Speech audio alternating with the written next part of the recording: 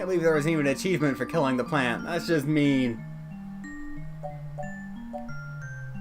We'll bring them to justice, Turing. Justice. Yes, good. I knew you'd keep me from losing myself in this. Let's make sure they have the appropriate time to atone for their crimes in prison. Even if it takes the rest of their lives. I think for now we should keep knowledge of Hayden's death between you, Tomcat, and I. It may give us an edge if the people we seek don't know how much we've already discovered. We'll talk after you've had some time to rest. You likely need sleep, and I need some time to... I need some time.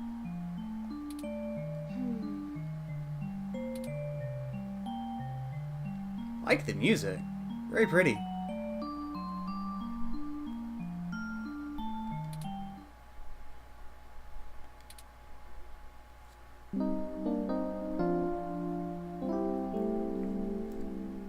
This is gonna end on Christmas Day, isn't it?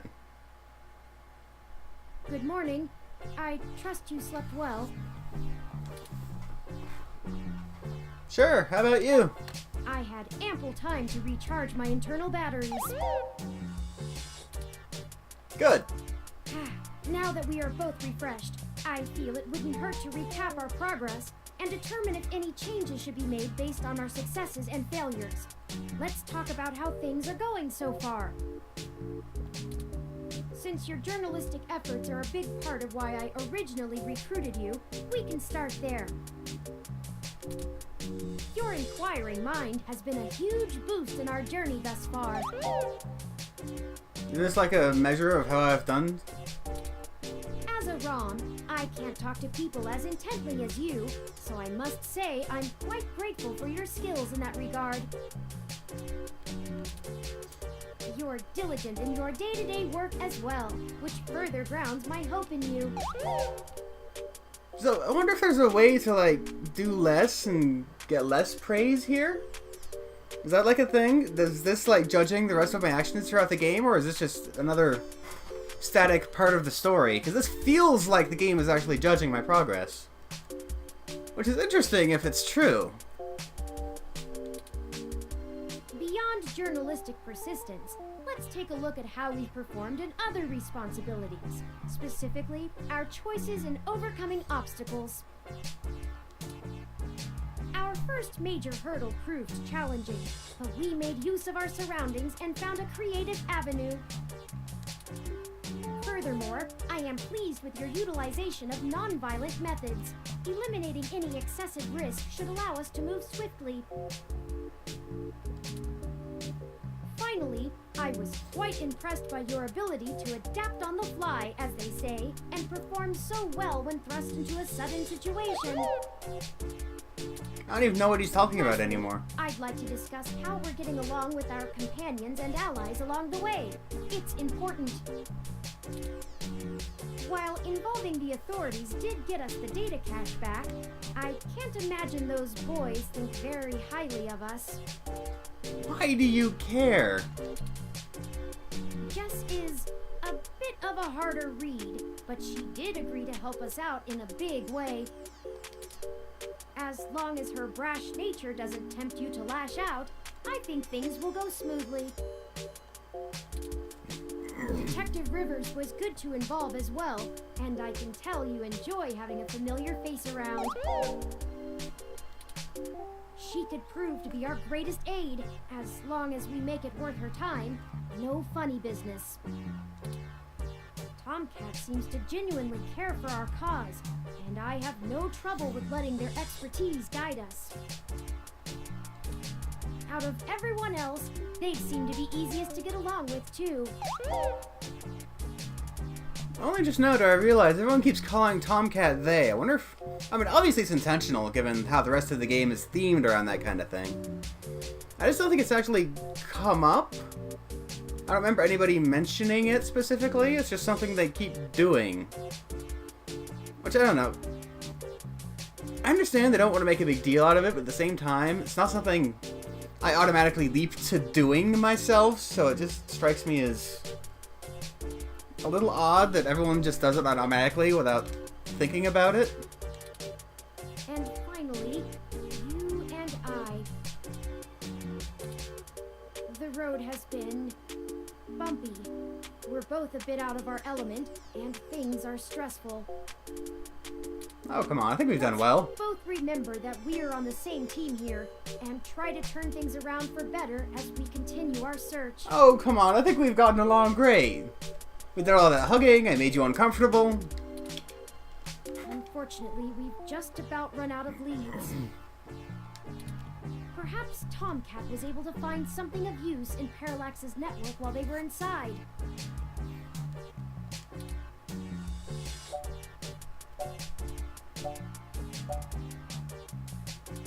I'm sure they did. I hope so, but I feel a little bad for relying on them as much as we do. Always going so far for Hayden. They must have been close. Oh, speaking of them, incoming call from Tomcat. Forwarding video and audio. Morning. Karen, how you been doing, hon? I'm fine, Tomcat. Thank you for your concern. Well, okay. Just say the word if I can help out in any way. You hear? Of course. In fact, I was hoping you might have a lead for us to start working at. Otherwise, we're down to canvassing Hayden's address book and seeing if any of his contacts have an idea about who might have had a desire to target him. But that's just fishing in the dark. Well, I pulled a fair amount of data from the Parallax servers before they managed to kick me out, but it'll take me a while to go through it. A lot of it's unrelated. TPS reports, maintenance logs, juicy meat for other corporations, but about as useful as dirt to us. It'll take me a while to decrypt all of Hayden's files, but maybe we'll find something there. So, no, I don't have as much as a whiff of a trail on who's behind this. Though, I recently got a strange request from a friend of a friend. Someone's been messing with the articles of a news organization named Augmented Eye. It seems like the network security head there is asking around for cybercrackers to help figure out how their reports are getting changed. The original files on their servers are untouched. In their system, everything looks peachy keen. But when you view the site from the outside of the network, things have changed up. A word here, phrase there. It's subtle, but often has a big impact on the article's tone. Someone with deep access to Parallax's meshnet is changing what's being shown. I ain't sure if it's related, but maybe y'all can head down to the main KCOB offices and try talking to the gal that runs Augmented Eye. Her name is Zen. I ain't got the time or the desire to stick my nose that far out for a stranger, but it seems like your kind of deal. It does seem to be a bit of a stretch. But if we have to wait for you to work on the data we've collected anyway... We'd be happy to look into it. Alright, I'll pass the word along that you'll be in sometime today to stick your noses in. And I'll send y'all word as soon as I get anything worth hunting down. Excellent. Thank you, Tomcat. We are grateful for your continued assistance. No problem, Taryn. Are you sure you're gonna be okay? Maybe you should take a little more time. You've been through some shit in the past few days. I said I was fine. Thank you for your concern, but I am fine. I have already handled the reality of Hayden's death. It's time to move on with the investigation. The angry outburst sure makes you sound fine, Turing. Perfect. I'm sorry, I didn't mean to step on you. I'm just worried. So, I'm here if you need anything. Understood. I apologize apologize for my tone, Tomcat. We'll be in touch. Alright, later turn. Okay, we have a lead, however tenuous. I've highlighted the COS IO Corp office building on your map. Also, while we were talking to Tomcat, I received an email from Dr. Fairlight. Displaying. Greetings. I hope you'll forgive me for a voice-opening message, but I'm undergoing my treatments and would not call myself presentable for a video call.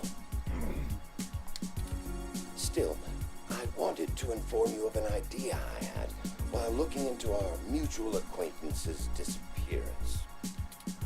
I haven't had any luck with my contacts inside Parallax, but I was reminded of an old friend by the name of Melody Flores, who may know more about the nature of Hayden's research.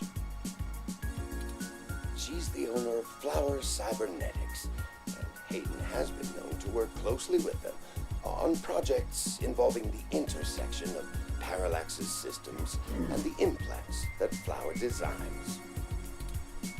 Melody and I are no longer on speaking terms, so I'm afraid I can't introduce you. But perhaps the intrigue of Hayden's little robot will get you entry into her home. I hope this lead serves you well. If you need anything else from me, I will be in and out of the hospital room where we met for the next few days. I will send word if I have any other insights or discoveries. Yours, Dr. Yannick Fairlight. Interesting. I had no knowledge of Hayden ever working with Flower Cybernetics, but now I'm starting to understand just how little I really knew about his research. Maybe this Melody can reveal more about the purposes of my construction.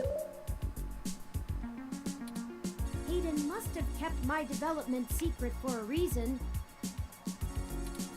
Hopefully we can talk our way in. I have highlighted Melody's home on your map.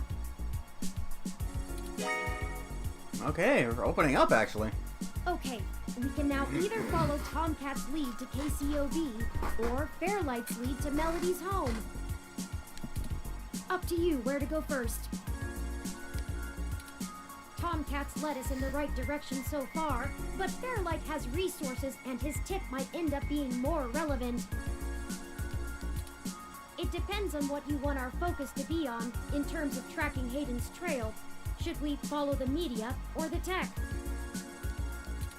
It's fitting. They're the two factors that make NEO-SF so unique and wonderful.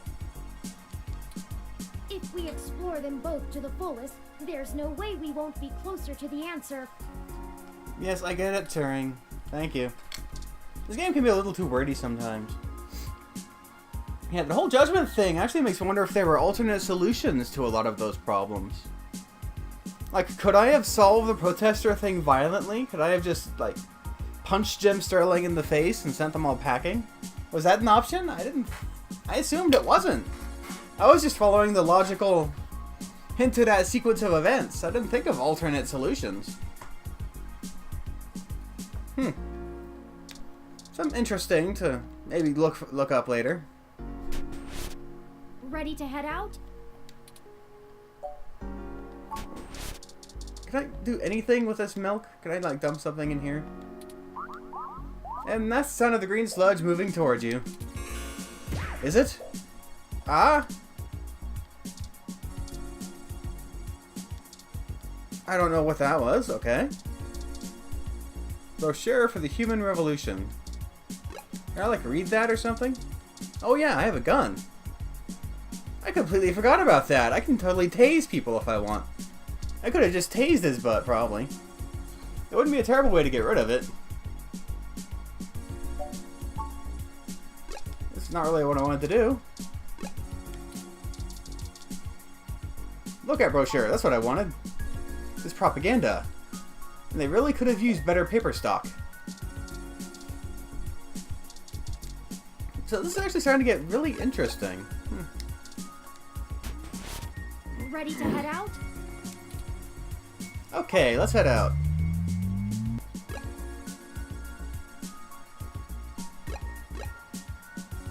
Alright, looks like Lexi's gone. I can go to IO Corp or the Flower Mansion. I think the Flower Mansion, because that just seems more reasonable to me.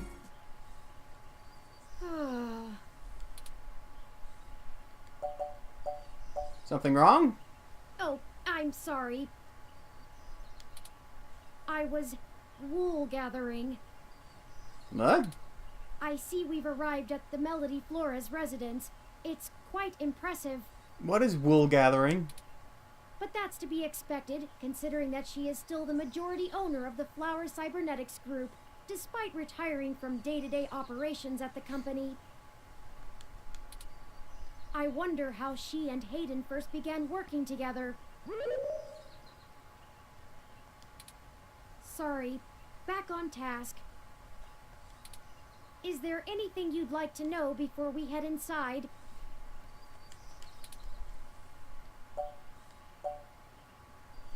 What can you tell me about Melody? Not a whole lot. She's largely private, in contrast to her mother's penchant for courting a media circus. Several biographies of former Flower executives show her as intensely passionate about demilitarizing the company to the point of absolute viciousness in the boardroom. But it's been a long time since her days of fighting for the company, and she's since stepped away from the helm. There's talk that she's lost her spine in her old age, but... well, I'd take that with a grain of salt. She may have retreated from the corporate battlefield, but you don't change the entire direction of a company as large as Flower if you're a quitter. Stay on your toes. Didn't Yannick say he and Melody had a falling out? He did, and I can't shine much light on that. I know that System 1 worked with Flower to help develop the first operating systems for the direct link virtual reality implants, so perhaps it happened during that time. Also, Flower eventually went with a different company for future models of the implant, but there was never any public talk of a personal falling out between the heads of the companies. I'll scrape the mesh for more rumors, but they'll only be that, rumors. I can do my best to parse fact from fiction, but it blurs too much for me to be sure what's real. Give me a rundown of Flower Cybernetics. Flower Cybernetics was established in the early 2000s by Melody's mother, Antonella. It started out developing cutting-edge medical tech, including advanced prosthesis and nanoparticle diagnostic and treatment technologies. They were vastly successful when they perfected the first synthetic nerve mesh, allowing direct connection and control between the nervous system and a cybernetic prosthesis. The majority of their early projects were defense technologies for the American military, developing ruggedized military prosthesis for use on injured soldiers, and then eventually electively for special forces. This research line culminated in the development of brain-controlled androids as shock troops, long since barred by international law. Melody took over the company from her aging mother, and she fought against developing further military hardware from that point on. She pushed the company to use the BCA technology for the company's original goals of medical advancement, as well as developing the first direct link virtual reality implants. The company is largely successful on a global scale, despite continued legislative movement against extensive cybernetic use, especially brain implants. Let's go ahead and rush in. No time like the present, then. Doorbell. Ring doorbell.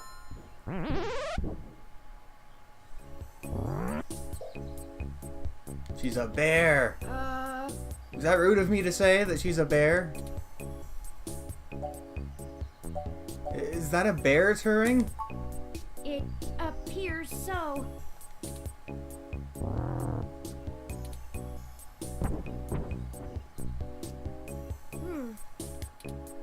Your guess is as good as mine.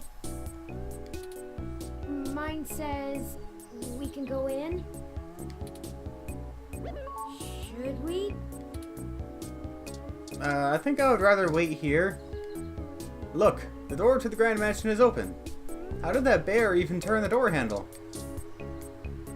You can't use the speaker without ringing the bell. Okay, ring it. The door's open. No need to ring the bell. What if the bear is waiting inside to kill me?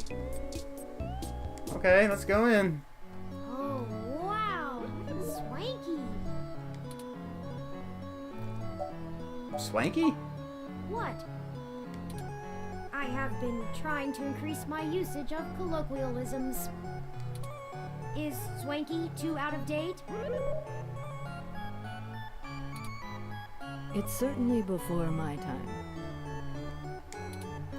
Oh, Miss Flores! Excuse us for the intrusion. My name is Turing, and Oh, I know who you are. I can explain. I know you don't like Dr. Fairlight very much, but I assure you there is a situation. Fairlight? I didn't realize Hayden's research had become a charity case. Though I suppose little boy Yannick will throw money at anything that raises his profile on the mesh. Wait, you know Hayden? Also, we actually only just met Dr. Fairlight yesterday. Oh, that's too bad. Now Pat won't have to eat you.